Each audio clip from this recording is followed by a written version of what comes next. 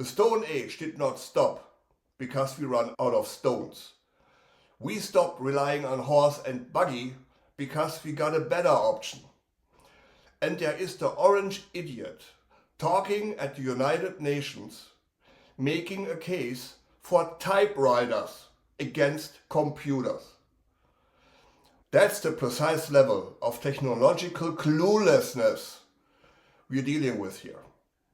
And all those corporations that bent the knee to him are being spectacularly nearsighted. Yes, there can't be no denial. Trump is a fascist. He's an authoritarian of the worst kind. Among other things, you can rely on one thing. Fascism does never last forever. American corporations are so obsessed with a short-term tax break or regulatory favors, this whole crony capitalism game, that they are willing to dismantle the very democracy that allowed them to thrive. It's insane. It's today's America.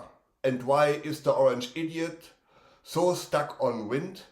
It's not rocket science. He is the combustible energies bitch. And they are willing to pay for his service. But because of it, the US is falling behind. The American brand is in the toilet.